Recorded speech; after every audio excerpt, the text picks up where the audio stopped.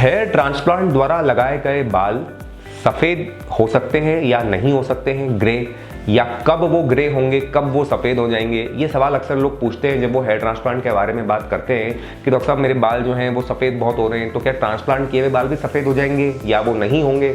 इस बारे में इस वीडियो में मैं डॉक्टर अंकित आपको बताऊँगा।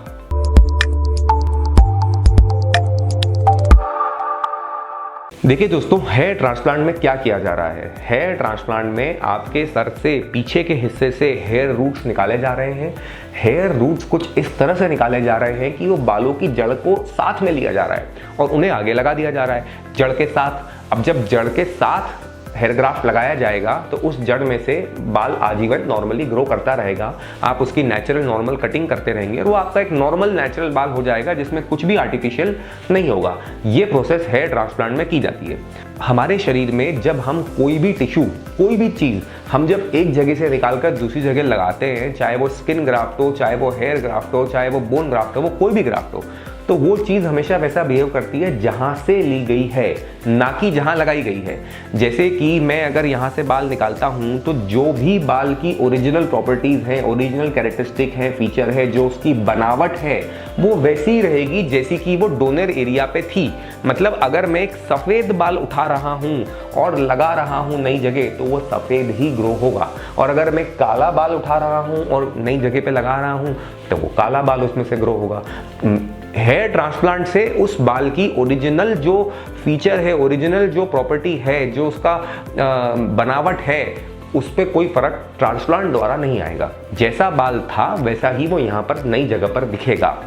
तो अगर आपके सर पे बहुत सारे सफ़ेद बाल हैं और काले बाल मिक्स हैं पीछे जहाँ से आप निकाल रहे हैं और आगे आप लगाना चाहते हैं, तो ये आपके सर्जन से आप अनुरोध करें, वो इस बात का ध्यान रखें कि मैक्सिमम काले बालों को ही वो पीछे से निकालें और उन्हें आगे लगाएंगे तो मैक्सिमम आपको काले बालों की ही ग्रोथ वहाँ पर मिलेगी।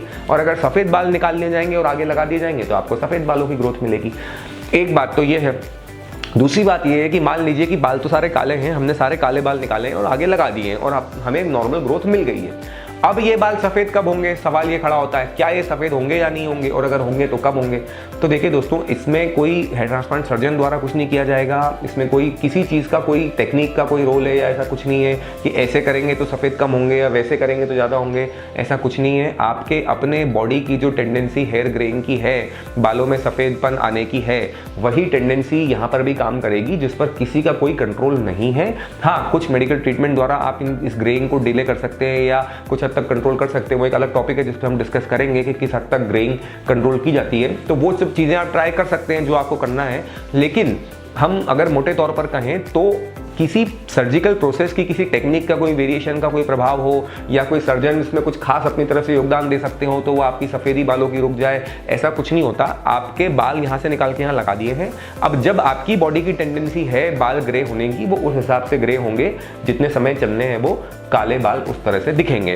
तो इसमें आप ये समझें कि सफ़ेद बाल अगर यहाँ से निकाल के आगे लगाया है तो वो सफ़ेद ग्रो होगा, काला बाल निकाल करके लगाया है तो वो काला ग्रो होगा।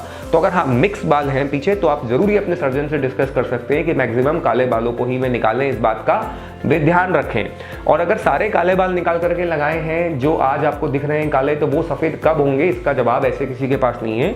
जब आपकी बॉडी की टेंडेंसी के अकॉर्डिंग वो होने होंगे तब होंगे। तो ये मैं उम्मीद करता हूँ कि आपको समझ में आया कि ट्रांसप्लांट किए हुए बाल काले होंगे या सफ़ेद होंगे या कब सफ़ेद होंगे, इस बात को समझने में आपको इसमें मदद मिलेगी।